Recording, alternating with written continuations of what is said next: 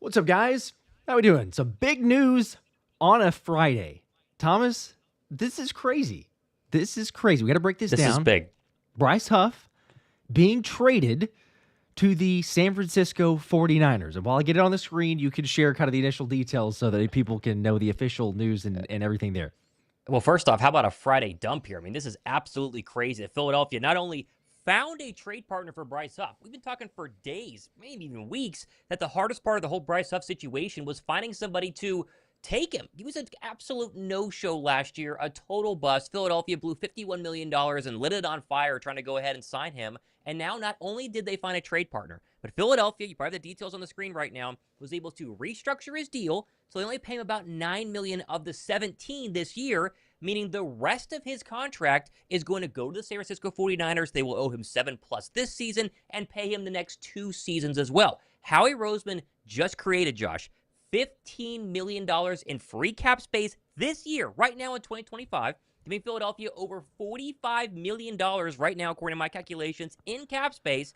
Also got an undisclosed draft pick, I would think, for Bryce Huff. We've not officially gotten that word yet. Yep. My guess is it'll be a late-round draft pick. It's not going to be anything crazy. They might have just taken him straight up to go ahead and get rid of the contract, but he also frees up so much cap space in 2026 and 2027.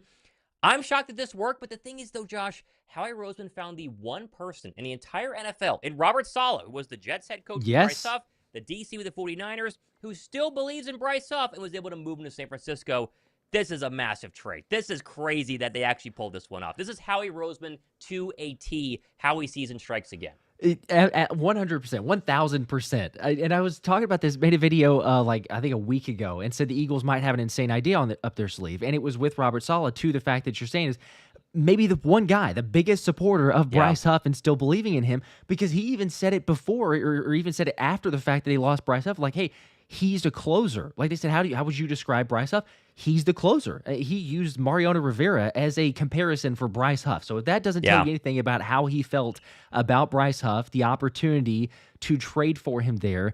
And, I think it's just a little bit more icing on the cake as well, like the Joe Douglas move, right? So Philly gets him, then there's a connection with Bryce Huff. You're like, hey, Joe, maybe you call up Robert. Say like, hey, you interested in Bryce Huff? So we probably won't ever get the exact behind-the-scenes details, but I would just love to see or hear like, it was Joe making the call, hey, we're trying to move Bryce Huff, and you get it done. But ultimately, I mean, Thomas, it's insane. I know you just broke it down there, but you talk about how terrible of a trade that looked like. A healthy scratch in the Super Bowl, and then just a couple months later, how he's able to turn around and trade this back, create $15 million of cap space. Are you kidding me? And then a potential draft pick on that? Like, I mean, we were talking about previously, like, you're going to have to give away extra to be able to make that happen. And yet now you're going to free up some cap space and still have the draft capital that you want in next year's draft. It's absolute masterclass from Howie.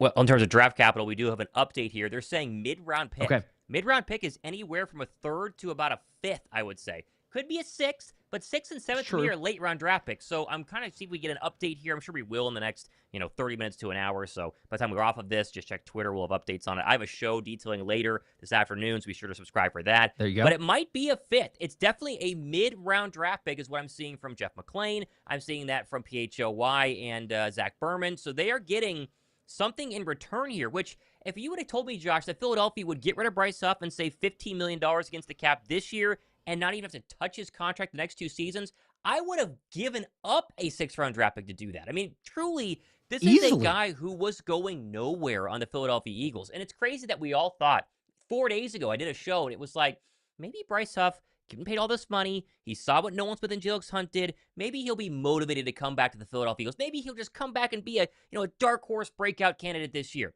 Then we found out from Jeff McClain 2 days ago that he was not showing up for any sort of OTAs, any sort of even off-season workouts. That acts the whole thing. I thought post-June 1st, caveat, this trade goes through on June 1st, so we have 2 more days till it's official, but obviously Schefter's reported it. I thought after June 1st, you'd cut him and eat his entire contract and say, you know what, we messed up. Howie Roseman, though, just turned one of his biggest mistakes in recent history, I think, into one of his most impressive trades in recent history. I mean, he's had a lot of good moves, Josh. I just cannot believe he found a team that was able to take on the contract and still want Bryce Huff for a draft pick. I'm I'm stunned right now. I really am. This is a big deal. Yes, I'm right there with you because whenever we get the notification, right, like all of us, I'm sure, have the notifications turned on. Schefter's breaking news here. You see the picture of Bryce Huff. It was the hope. Like I'm 99% of us, it was the hope of the trade Bryce Huff and get this thing figured out. But to the extent that they did and what they were able to get in return, it's wild. I mean, you're splitting the salary. You're going to pay for some of it. But, I mean, I saw all the projections of, hey, you're going to trade away. You mentioned a 6th-round pick. We'd be perfectly fine with that. I saw some people say you're going to have to trade Bryce Huff and a 5th-round pick for the contract like that. Or Bryce Huff and even, a little bit far-fetched, but Bryce Huff and a 4th-round pick to try to just move on from him. Like, that was where we were at, I think, in the realistic terms. And instead, it's Howie Roseman. It's Howie being Howie and able to move on from this. I think the huge ramifications, too, we talked about, I think, on the live stream yesterday. But again, it's the locker room vibes, too. Like incredible for roster management. But you did not want this guy in your locker room. I know, no offense to Bryce Huff, but you saw the body language. There's a reason he was a healthy scratch. There's a reason that Vic Fangio was not a big fan of him. So it's a win from all 10 million phases that you can look from this one, and I don't think that anybody saw it coming. NFL notifications is saying 4th-round draft pick. I'd be shocked if that's true. I've not been able to confirm that, but I've seen NFL notifications, one of those kind of, what are we actually doing here in terms of, Twitter accounts. You can't know that they're legit. 4th, a 5th, 4th. A 4th would be insane. A 5th would be crazy. And a 6th or 7th would be like, how is this even possible? Let's say one thing and make it very, very clear here, Josh, too. The other side of this is there's no guarantee Bryce Huff turns back into Jet Bryce Huff just because he's on Robert Saleh's new team. There's zero guarantee of that. Not at all. There's a very real chance that Philadelphia just ditched I don't want to be mean here, but a useless pass rusher right now, according to last year. I mean, healthy for scratch us, basically the entire absolutely, playoffs yes. for us, to an NFC rival in the 49ers who are trying to rebuild right now. We might have just given them an absolute dumpster fire of a player who's going to take a ton of cap space from them. It's Robert Saleh has got to be 100% convinced. You would have to convince John Lynch and be like, no. Philly used him wrong. Trust me, he's going to be great here. And if he is, then you know what? It's going to be a good move in the end because you're going to save some money on him and you only give up a 4th or a 5th-round draft pick. But if it's the same Bryce Huff from last year, holy cow, the Eagles just really, really put a big hurt on the San Francisco 49ers. And again, I see all the comments right now. Philly has, based on my calculations, over $45 million in free cap space. They have the ammo to go get anybody they want. And there are 3 names that are disgruntled right now due to contracts and situations. Jalen Ramsey, TJ Watt, Trey Hendrickson. No guarantee. I'm not saying they're going to. But all the talk off season of a big swing, they finally have the cap space to do it because you're able to get rid of Bryce Huff. So next week, I would just keep my eyes open next week post June 1st. You never know. There's some craziness that could happen there.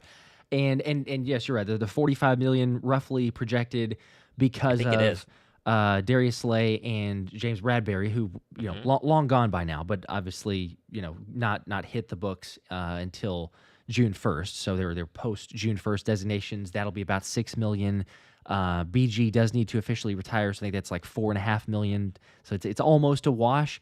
But where they're at currently, plus the 15 or so million, it's just night and day difference, and it's absolutely unreal. I saw some people asking again, just the thoughts on that. So Eagles taking, what was it, $9 million of the salary, and then the 49ers responsible for the remaining part of that, the $7-8 million, somewhere where that number is. So crazy for just 1 year. Lauren was saying I would have taken a 7th-round 2035 pick. Same. I would have done this deal straight up for nothing. No, I would absolutely. Have been, some of the contract and take him. Just take it. I would have done that without a draft pick. That's how crazy this is. There are no words. Actually, maybe the best word for it. Here's Shaq with a 2. Appreciate that. Hallelujah. That's what it is. Hallelujah. Hallelujah. That's very true. Hallelujah. Bryce Huff is, and you said, look, I can't believe it. Wish him well, right? As long as they're not playing Philly, go play well. If he can turn it around, that's perfectly fine. And I also will. I think maybe most of us would say this. Even if he plays well, I'm not going to be so upset about it. Be like, oh man, we should have kept him around because he could have done this. Some guys fit in certain systems and schemes, and others don't. And it was pretty obvious that Vic Fangio did not view him as a guy who was going to be significant plans or in the significant future because they already said there weren't plans for him there. So if he goes and does well, he was doing well previously with the Jets. He had the 10 sacks before whenever they made the acquisition to sign him. So either way, it's a home run move. I can't even imagine it. It's someone in shock. Chris here with a 5. Appreciate that. Said, why was the league trying to ban the tush push? They should try to ban Howie. Does it make me a bad person to feel good about this? Stealing is wrong. No. I think we all could feel very good that in this case, stealing is pretty good. And listen, even all Bryce things are Huff permissible, and this stealing is good. And if Bryce Huff has 10 sacks for the Niners next year, I won't care because Bryce Huff was not going to have 10 sacks in Philadelphia. It didn't work. It simply didn't work. Philadelphia brought him in, and all training camp long last year, we heard Vic Fangio saying he's not ready in my system. He can't defend the run. And then when they even tried him just as a pure pass rusher, it still didn't work out. I mean, he just didn't have it with Philadelphia. And the idea that if you were to keep him, he'd then have to take snaps away from Nolan Smith, away from Jalen Hunt, away from this young defensive line in the hopes that magically he figures things out. It was just never going to happen. And again, if he doesn't get 10 sacks for San Francisco, he doesn't get 5 sacks this year for San Francisco. This is going to be a very bad trade on the heels of a string of pretty rough moves by the 49ers that ended them up without a postseason berth last year. They just gave a ton of money to Brock Purdy. I mean, there's a real scenario where Philadelphia just handcuffed one of their big rivals in the NFC for the next 2 seasons with this trade and got a draft pick back. You gotta absolutely love that. Daniel with the 2 said, second pass rusher that the Winers took from us. LOL. That is, yes. What happened to the last one? Javon Hargrave, right? Yeah. I mean, yeah. There was a little bit. I think the first year with him was all right. That's acceptable. He was better, but then other than that, so some injuries, not so much. Howie's. Let's just say this: most of the time, not always. We certainly have case in point. Most of the time, Howie is very good at judging when to move on from a player versus when to re-sign and keep them. That usually occurs and I'm saying that especially when they've been with the Eagles before. Here for Bryce Huff, yes, mistake, try to get out of that one, and he did. So, Thomas, I think you're spot on. It might be his most impressive trade. Like, out of all the ones that he's done, I mean, there's lots of them, but it's up there with the top. If it's not the top, it's up there with the top because it is one of your, not division, but your conference rivals. I mean, you know how much the Winers hate the Eagles, and so it's like, you don't want to do them a favor at any time, but Robert Saleh must have a crazy amount of faith in Bryce Huff to say, yes, we do need to make that. That's our guy. Make the trade. Let's make it happen and just move on. Wild. Unbelievable. We got a lot of super chats. I'll let you roll through some of those here, but we want to just give you all the update. LA Kid with a 5. Appreciate that. You guys called this a possibility with Saleh. Yes. This opens doors to many possibilities, including a massive Jalen Carter extension. Eventually. Another great point. Philly could take the 45 right now and try and do it early. Like if they wanted to go way early, they could do it now. It's probably going to be next year, and so take that. I would, 10% chance that were to happen. But I would be very surprised if they don't do anything with the current $45 million. Now, that doesn't have to be Trey Hendrickson because Hendrickson wants a super long-term deal, right? If Hendrickson were to come in, maybe give him a 1-year, $28 million contract and then let him walk in free agency, go chase a ring, sure. Same for TJ Watt. Like, those guys are going to be expensive. I think Ramsey becomes very much more in play because of the price would be a lot cheaper. If Philadelphia feels like they need him, which we've talked about, they might not know until you get to training camp. And then, you float around Kyle Pitts, talk about it on the show later on today. Surely there's another move out there if they're interested. But they have ammo to do whatever the heck they want right now in 2025 when we entered this offseason being like, it's probably going to be pretty quiet and they don't have a ton of room and they've made a bunch of really cheap 1-year options, 1-year deals, re-signed some people, maybe Reed Blankenship could be up next, and still are going to get rid of Bryce Huff, get a draft pick, and go ahead and have more money. So it just, this shows you, Josh, why there are good organizations and bad organizations. There are organizations that run things very, very well and have success, and there are organizations that don't. And that's the main difference maker in the end. It's not, who has better players. That's part of it. Who has a better front office that figures this stuff out when other people can't? Those are the teams that tend to be more successful, and Philadelphia is a great example. 100%. Yes. China was asking what happened, missed it with the pick. Mid-round pick. I don't think we've seen it officially. Mid-round. We don't know exactly. Mid-round. But it's at least, considerable, depending on where that's at. I know that Atlanta wants a day 2 pick for Kyle Pitts, but It'd be crazier. You could just continue this thing along. Like, oh, yeah, you got Yeah. a mid-round pick. Let's turn around and trade that mid-round pick for Kyle Pitts if they really want that option, So it could just keep going on. But it's endless opportunities with the way that Howie works and getting this trade done. So Eagle One, Matt, appreciate that. So what's up, boys? Thanks for great channels. Retire Zero now. I guess what? Just we don't use that. That's the question. I think I saw another super chat in a second, which I will get to, but maybe a perfect time for it. Who is the next Agent Zero?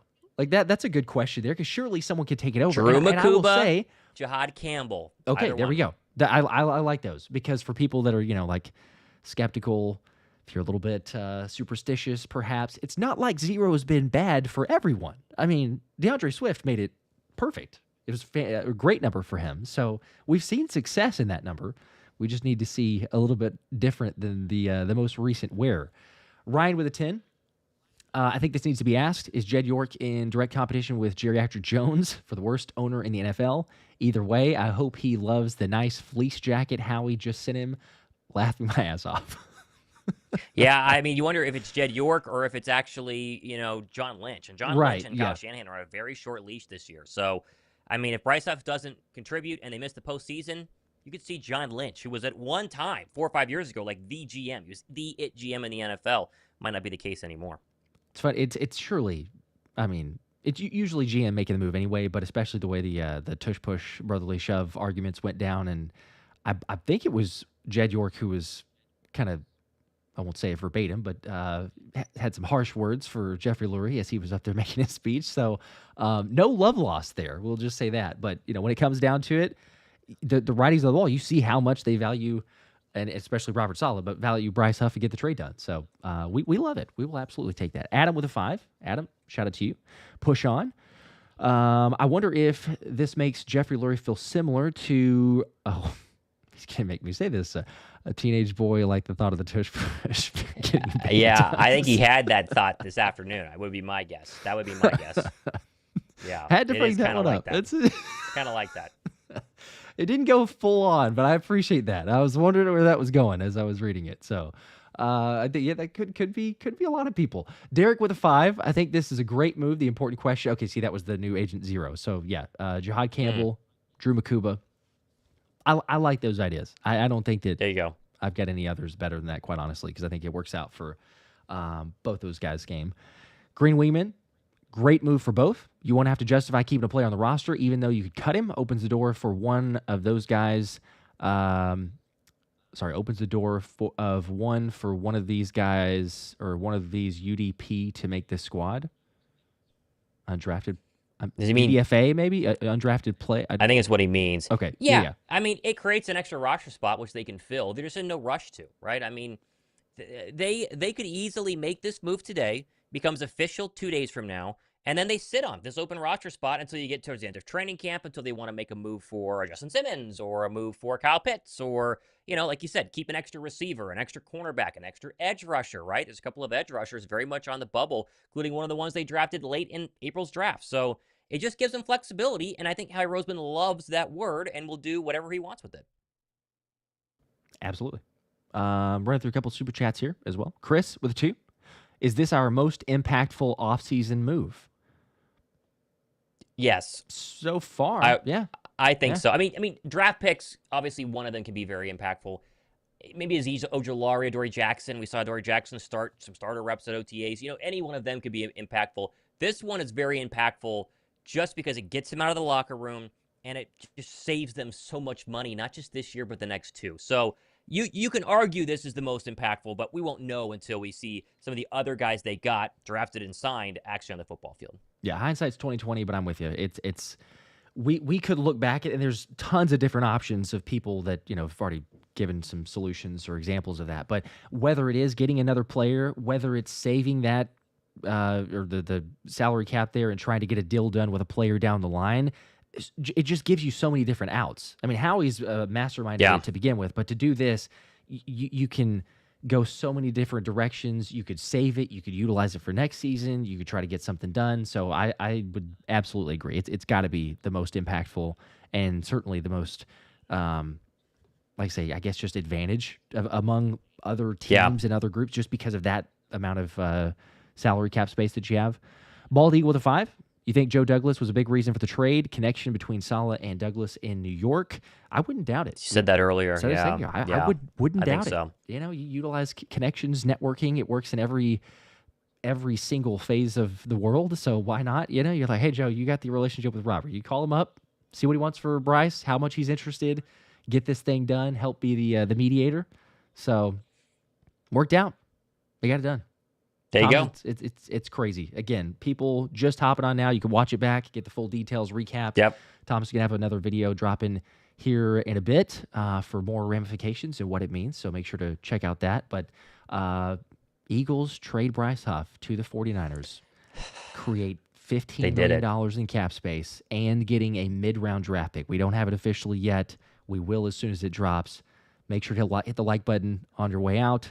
Subscribe. More videos to come. It's crazy. Crazy. Howie's the best. Crazy.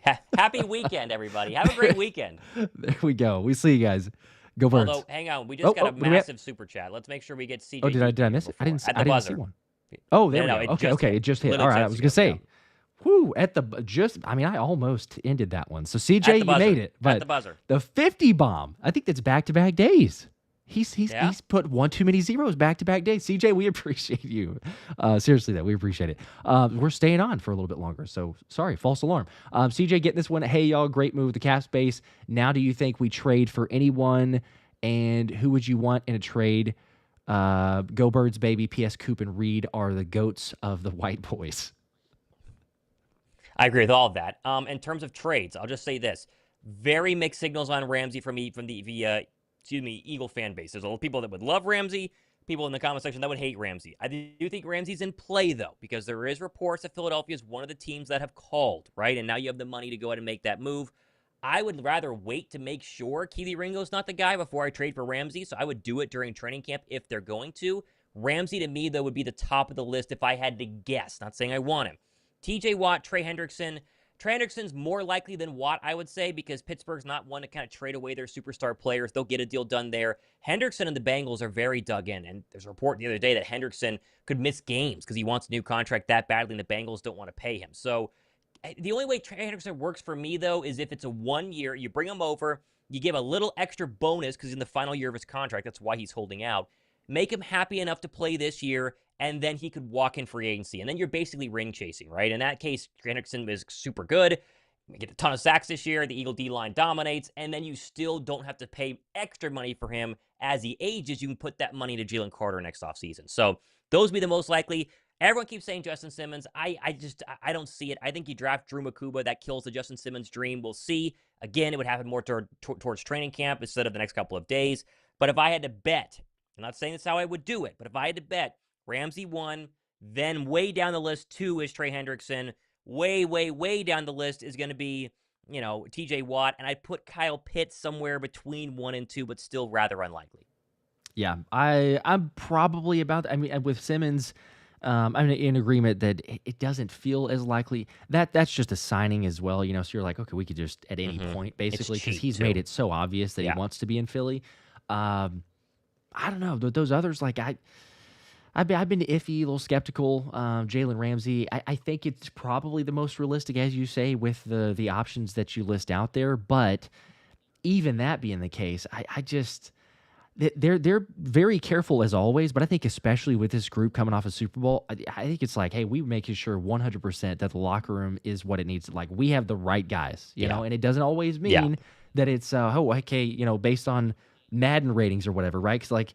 Sure, did Ramsey play? Absolutely. Nobody's going to deny that. But it's okay. Fangio, there's a little bit of some animosity from previously. Is he the right guy to bring this locker room? Will he buy in? Maybe so, and they can certainly do their research. So I'm not knocking it as an impossibility, but it seems pretty unlikely. And then Kyle Pitts, it's 1 year left on his deal. You'd have to sign him to something. Maybe it's cheap enough where you can get something done because the Eagles have no future tight ends. There's nobody locked up beyond this year. So if they view Kyle Pitts as that potential, maybe so. But yeah, it's probably all those and that being the case. I kind of see this one where they may just make a minor move, but they have the room to if they want. But I almost see it as a minor move and just saving it for more of their internal guys because you can roll it over. People that are not aware. You can roll over your cap space to the following year. So it's not like a, use it or lose it type of thing. So it may just be, hey, we freed up cap space. We got out of a deal that we shouldn't have, quite honestly, and you're good to go. Business for another day. So there you go. Daniel with a 2, last one here at the buzzer. Making sure to get this one. Daniel with a 2 says, does this now make it 13 picks next year?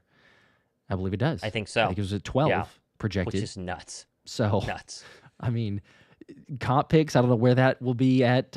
Probably not near as many as this year, but yeah, like 13 picks realistically is probably what we're looking at. So lots of opportunity. I feel like next offseason would be the one where it's more of some trade, because you have so much draft capital. If you have more salary cap space here, you can, like I mentioned, roll it over or just save for the trade deadline too. That'd be the benefit. You don't have to make something now. If you like your roster enough, which you and I talked about it yesterday, there's not any glaring weaknesses. Roll into the season with the squad you have. Carry that $45 million and say, you know what? If we get to the trade deadline and Trey Hendrickson is so sick and tired of Cincinnati and we have either injuries or we need help with a pass rush, there you go. Make the trade then. I know it's difficult in the middle of the season, but still, there's ways that you could make this thing work. So gives you lots of outs, like we said. I agree. Anyway, before, like I mentioned, but we did get that one of the buzzer. So CJ, we appreciate all you guys. This is the real sign off though. If you're just catching it, watch it back. Details and news. William, you hit it right at the. He's gonna make me say this too.